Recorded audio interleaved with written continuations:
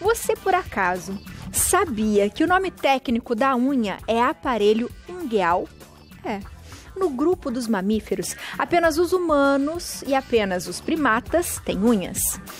Elas estão localizadas nas pontas dos dedos, das mãos e dos pés para proteger a região de traumas e choques. E o aspecto da unha pode revelar doenças e carência de nutrientes no corpo. Para falar sobre esse assunto, eu converso agora via Skype com a dermatologista, a doutora Thalita Morgado. Thali, seja muito bem-vinda ao Santa Receita. Boa tarde. Boa tarde, muito obrigada pelo convite mais uma vez, viu? Sempre um prazer estar com vocês. Prazer é todo nosso. Eu tava procurando você atrás de mim, falei, cadê ela aqui? Ela maravilhosa. Thali, quando a gente fala de unha, as pessoas pensam muito na parte estética, né? Que eu tenho que ter a unha bonita, comprida, sempre muito bem pintada. Principalmente as mulheres. Mas a gente pode pecar no sentido de fazer, por exemplo, cutículas, de cortar a unha de repente muito rente, errar no corte. Isso a gente já pode prejudicar a nossa saúde? Sim, com certeza. Na verdade, o que a gente sempre orienta é fazer a troca, por exemplo, da acetona por um removedor de esmalte sem a acetona, né? Porque a acetona é um produto químico e ela remove essa camada mais fininha da nossa unha e acaba que deixa ela mais ressecada. O fato de retirar a cutícula também, né, toda semana, a gente indica a cada 10, 14 dias, porque a cutícula também tem uma proteção extra, ela faz uma proteção extra à nossa pele, à nossa unha, contra vírus, contra infecção, contra bactéria, tá? E isso pode também alterar o crescimento dela e ela crescer toda onduladinha, quando a gente tira em excesso. Então, com certeza, esse simples hábito de cortar uma unha muito rente, de cortar no formato errado, pode interferir no crescimento saudável. O que a gente pode fazer para ter uma unha saudável? Para ter uma unha saudável, assim, na verdade, eu sempre costumo falar que a genética interfere muito, tá? Nós temos pacientes que têm pais com unhas fracas e eles vão ter geneticamente uma unha mais fragilizada. Mas uma alimentação adequada, uma hidratação adequada, né? Tanto via oral quanto no local também, tá? Agora nesse uso de álcool gel extremo, né?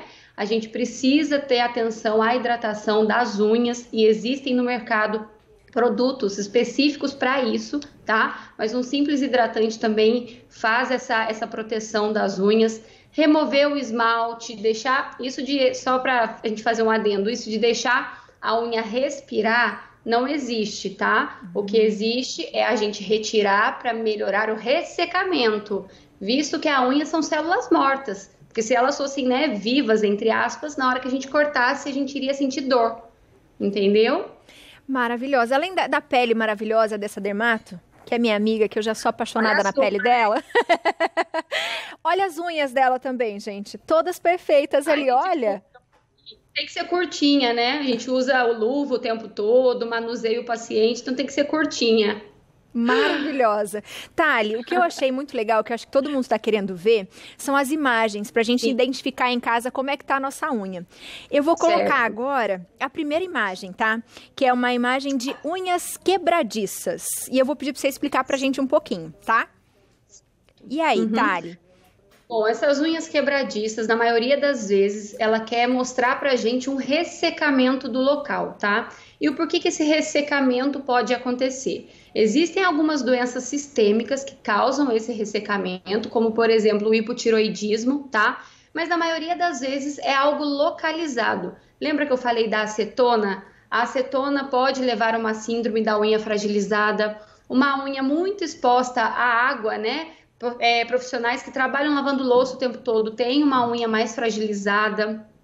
Quando a gente tem contato a produto químico, a gente pode ter uma unha mais fragilizada também, mas tem doenças específicas da unha que podem levar a esse ressecamento e essa descamação, como por exemplo uma psoríase ungueal. Então só mesmo dermato mesmo para avaliar e ver o que está acontecendo. Lembrando que carências de vitaminas, de cálcio, de ferro, também pode levar a esse ressecamento ungueal.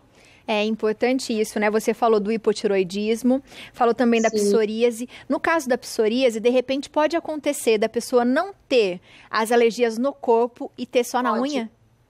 Com certeza. Pode parecer só na unha e ter uma psoríase ungueal, que a gente chama. E sem lesão no corpo, né? Muito bom. A gente tem mais uma aqui, ó. Unhas com manchas brancas. E aí? Essas unhas com manchinhas brancas, na maioria das vezes, são a queixa top one daqui do consultório. E essas manchinhas branquinhas, elas aparecem muito frequentemente quando a gente fica muito tempo com o esmalte sem remover. Exatamente pelo ressecamento dessa camadinha mais fininha que recobre a unha, tá? Mas eu deixo um alerta que muitas das vezes essa manchinha branquinha pode indicar o início de uma micose, por exemplo, de unha. Tá? Então a gente tem que ficar atento para poder diferenciar também. Mas normalmente é o ressecamento mesmo das unhas. Bom, e a gente sabe que isso é tanto como mulheres quanto homens. E quando eu vi a unha ali, eu lembrei, porque quando a gente era criança, a avó falava que dependendo de quanto branquinho você tinha na unha, era quantos presentes você ia ganhar. E eu também tinha na adolescência, quando a gente olhava e falava assim, quantos filhos você vai ter? Se você olhasse nos branquinhos da unha. Não é nada disso, né? Não, isso não existe. Normalmente é pelo ressecamento e o número desses branquinhos indifere pra gente. Boa. A gente também tem unhas amareladas. Certo. Bom, essas unhas amareladas, elas podem vir somente mesmo com o envelhecimento, tá? Desse leito ungueal, dessa unha, mas ela pode identificar, né, nos mostrar quando o paciente tem, por exemplo, diabetes. O diabético, ele pode apresentar essa coloração amarelada nas unhas. O paciente que tem algum problema no fígado, algum problema hepático, também pode ter uma unha amarelada. Mas vale lembrar também que o paciente que fuma, o tabagista, ele tem essa coloração amarelada pela nicotina mesmo, o alcatrão. Então, a gente tem que ficar de olho que pode ser, de fato, alguma doença sistêmica causando isso daí, essa unha mais amarela, como o simples fato, né, de fumar, que pode amarelar também as unhas. A gente tem que lembrar que alguns fungos, eles podem também amarelar a unha, tá? Então, para a gente ficar atento que o fungo não aparece de uma forma só. E isso nada tem a ver também com você não tirar o esmalte. Não é esse amarelo que fica, ou pode? Pode ficar, pode. O ressecamento ele pode deixar a unha mais amarelada também. Não necessariamente precisa ficar branquinha como a imagem anterior. Pode deixar mais amarelado também, principalmente a unha dos pés, que fica mais tempo, né, com o esmalte. Verdade. A gente tem uma pergunta aqui da Ana Clara, diretor. Ana Paula de Tocantins. Ela está perguntando aqui se a falta de iodo também pode dar algum problema na unha, deixá-la mais fraca. Normalmente, né, falando dos sais minerais de fato, o que deixa mais fraco é o ferro e o cálcio, que é o que faz a composição da unha, né? Em pequena quantidade, né, mas é o que mais dá carência e fica aparente nessa unha. Porque a maior composição dela é queratina. Que é a mesma do cabelo. Isso, perfeito. E na pele também. Boa. Ah, essa aqui também tem bastante. Unhas com linhas escuras. Essa daí eu peço uma atenção muito especial para todos vocês, porque essa dá uma taquicardia na gente quando a gente vê, tá? Não precisa ficar preocupados, porque elas podem aparecer nos pacientes de pele escura, nos pacientes negros, tá? Pelo acúmulo de melanina no local. Mas apareceu do nada, ou foi aparecendo aos pouquinhos, não desaparece, não bateu o dedo, atentem para essa manchinha, porque ela pode ser o início de um melanoma, que é o câncer mais agressivo de pele, tá? Então essa foto, essa imagem, eu peço muita atenção a vocês, porque realmente essa daí é um sinal de alerta pra gente. E o que é interessante, que às vezes as pessoas até acha que bateu, né, mas não bateu, e aí fala assim, eu vou passar um esmalte para esconder. Sim. E aí você acaba escondendo o problema. Exato. E aí que tá, na verdade, todo mundo me pergunta, doutor, e o problema do alongamento em gel é ruim? Não é que seja ruim, desde que bem cuidado, desde que a manutenção seja feita, ok. O maior problema é quando esse alongamento fica por muito tempo e esconde uma mancha como essa. Aí que a gente fica preocupado, entendeu? Manchinhas de bateu, de trauma, vão embora rápido, pessoal. Ela não fica por muito tempo. Então, algo que esteja te incomodando há bastante tempo, a gente precisa ficar atento. Bom, a gente tem perguntinha de WhatsApp, vou fazer antes da gente continuar as outras, tá? Vamos lá para a nossa primeira pergunta de WhatsApp. Da Beth Miller, boa tarde a todos do Santa Receita. O uso de unhas de fibra por tempo prolongado, pode ser prejudicial? O que a Beth está perguntando. Exatamente o que eu acabei de responder, né? Que eu acabei de comentar com você. não é que seja prejudicial, desde que haja uma hidratação adequada para não ter esse ressecamento que eu comentei, desde que a manutenção seja feita, tudo bem, deixa um pouquinho sem, depois faz novamente, aí tudo bem, tá? Mas de fato, retirar por vezes é legal para a gente observar como essa unha vai, né, vai se manifestar, vai se comportar. E cuidando muito, né, da higiene da unha, das manutenções. Feita a manutenção é a mais importante. Vamos lá. Unhas onduladas ou rugosas? Essa primeira imagenzinha, né, que você colocou, é a mão de um paciente, que é um paciente um pouco mais idoso, mais velho, e é uma alteração extremamente comum pelo envelhecimento da unha mesmo. Então, a gente não precisa se preocupar com essa imagem específica. Mas quando a unha fica mais rugosa, as rugas são mais espaçadas, né, são em outra direção, elas podem aparecer também quando a gente tem alguma doença que caracterize o ressecamento da pele ou ressecamento da unha, por exemplo. Dermatite atópica, a própria psoríase, líquen plano, todas essas alterações elas também podem deixar a unha mais rugosinha. Outra coisa que interfere muito é a retirada excessiva da cutícula, que também vai lá nessa matriz ungueal, por onde a unha está crescendo e deixa ela mais rugosa também. Qual seria uma opção para a gente não tirar a cutícula? Empurrar? Empurrar, e se for tirar, tirar muito superficial e espaçar as retiradas, né? A gente orienta a cada 2 semanas. Boa. A gente também tem aqui unhas azuladas. Bom, as unhas azuladas, na verdade, essa daí é rugosinha. É a que eu comentei antes. É a de antes. Rugosa. Isso, que é a rugosinha um pouquinho mais espaçada. Agora vai entrar a azulada. Isso, tá vendo? Ela fica com uma coloração mais azuladinha, arroxeada na ponta dos dedos. Essa alteração, ela pode acontecer, por exemplo, nos dias mais frios, por exemplo, em que a ponta do dedo fica mais fria, mas ela pode nos levar a pensar também algum problema circulatório, ou do coração, né, de fato, algum problema cardíaco. E alguns pacientes que têm problemas no pulmão, como por exemplo o enfisema, né, pacientes que fumaram por muito tempo, eles podem também apresentar essa alteração na cor pela falta mesmo de circulação de oxigenação na ponta dos dedos.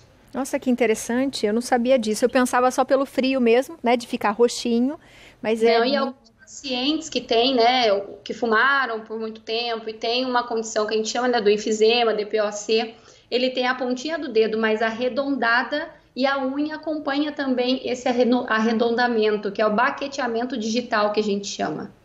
Interessante. Agora, unhas em formato de colher. Essa unha em formato de colher, ela também fala pra gente sobre uma falta, né, de oxigenação no local, e isso pode acontecer também pela falta do ferro, por exemplo, tá? Que também prejudica essa oxigenação no local, e também pode acontecer em alguns casos de hipertiroidismo, de problema da tireoide. Boa. E essa daqui, ó, unhas que descolam. Joia! Essa unhinha que descola, principalmente, né, aí nesse topo da unha, ela pode ser ou por trauma repetitivo, tá? A gente tem muito isso na unha dos pés, pacientes que correm, que usam sapatos apertados por muito tempo, né? Ele pode descolar essa beiradinha. E o problema desse descolamento é que, por vezes, embaixo o fungo consegue se apossar do local. Aí faz uma micose por conta desse descolamento. Propriamente dita, a micose, ela também pode fazer esse descolamento ungueal, tá? Que é a foto que a gente tem na sequência, que é foto de micoses.